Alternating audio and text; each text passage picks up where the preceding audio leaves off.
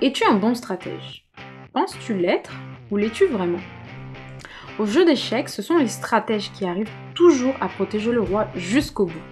Les jeux de stratégie peuvent nous apprendre beaucoup de choses sur la vie, car ils demandent des efforts de planification à long terme qui permettent des tactiques techniques pour faire avancer nos pions et obtenir davantage d'occasions de réussite que nos concurrents, voire nos ennemis.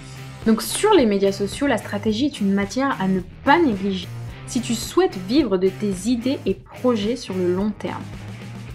Et grâce à des codes bien précis. Mais tout le monde ne connaît pas ces codes.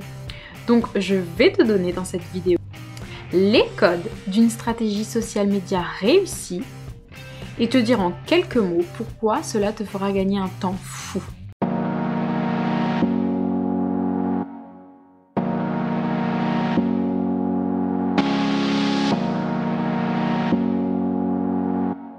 Salut à toi et bienvenue chez Capsule Marketing. Moi c'est Alissa et sur cette chaîne je te parle de marketing digital et d'entrepreneuriat car je pense que ce sont les racines solides sur lesquelles n'importe quel individu doit s'appuyer pour bâtir une vie de liberté et d'épanouissement.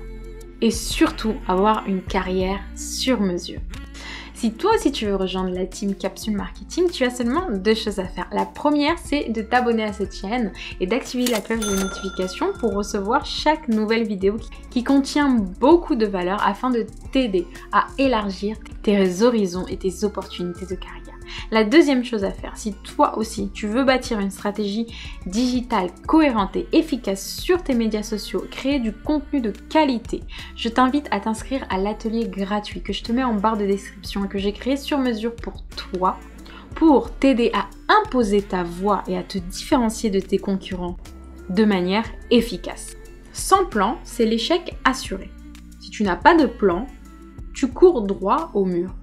Et ça, c'est une citation de Benjamin Franklin qui est confirmée par le Content Marketing Institute qui a récemment révélé que les marketeurs qui disposaient d'une stratégie documentée généraient des niveaux de réussite globalement meilleurs en stratégie de contenu par rapport à ceux qui emploient uniquement une stratégie orale, c'est-à-dire qu'ils n'écrivent rien sur le papier, aucun plan marketing n'est posé sur le marbre, simplement c'est des mots qui sont évoqués entre les personnes de l'équipe, donc il n'y a pas de vision long terme. Forcément ces personnes-là obtiennent moins de résultats que les personnes qui prennent le temps de construire un fichier Excel ou un fichier PowerPoint pour visualiser leur stratégie à long terme. Avec ces résultats-là, il n'est malheureusement pas étonnant que seulement 20% des marketeurs estiment que leur effort en matière de stratégie de contenu est efficace. Seulement 20% pensent que la stratégie de contenu leur permet à leur entreprise de faire plus de chiffre d'affaires. Donc on peut bien parler là d'une opportunité manquée. Si toi aussi tu ne mets pas en place une stratégie, tu rates une grande opportunité de faire connaître ton entreprise et d'obtenir plus de clients. Donc, comme Benjamin Franklin l'a expliqué, il te faut toi aussi une stratégie de contenu pour te faire connaître sur les réseaux sociaux. Il te faut un plan d'action. Mais un plan d'action ne se rédige pas à la va-vite, ni à la légère. Il faut que tu connaisses parfaitement ton marché et que tu saches à qui tu as affaire.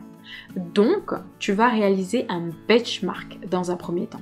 Le benchmark, c'est quoi? C'est simplement le fait d'observer ton marché, d'observer tes concurrents, de voir sur quels médias sociaux ils sont présents, comment se comporte leur communauté en ligne, quelle est leur façon de communiquer avec leur communauté.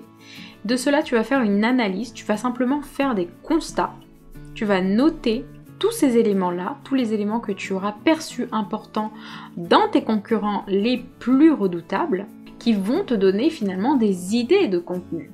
Puisque tu vas sélectionner les bonnes pratiques qu'ils mettent en place, mais aussi les mauvaises pratiques, pour justement ne pas reproduire ces mauvaises pratiques, et tu vas t'inspirer des bonnes pratiques pour faire encore mieux. Tu vas vraiment regarder ce qui se fait chez tes concurrents, quel format ils utilisent sur leurs médias sociaux, quelle façon de recruter ils ont, est-ce qu'ils font davantage de jeux concours, est-ce qu'ils font plus de publicité en ligne, peu importe les disciplines dans lesquelles ils mettent leurs efforts marketing, il faut que tu notes attentivement toutes les pratiques qu'ils mettent en place, mais surtout il faut que tu saches comment tu vas te démarquer. Le fait de noter toutes ces pratiques, ça va te permettre de savoir quel sera ton positionnement stratégique. Comment est-ce que tu vas faire justement pour sortir du lot? Il faut que tu puisses placer tes concurrents sur une map, sur une carte concurrentielle et que tu vois quelles sont leurs caractéristiques principales. Par exemple, si une marque met davantage le point important sur le design et la qualité des produits, par exemple, tu sais que c'est une marque qui va être positionnée très haut sur ta map concurrentielle, sur ta carte concurrentielle. Et en fonction de ça, tu vas pouvoir évaluer quelles sont les marques qui mettent davantage, en fonction des avis clients également, quelles sont les marques qui mettent davantage un point important sur le design et la qualité et quelles sont celles qui mettent moins le point là-dessus.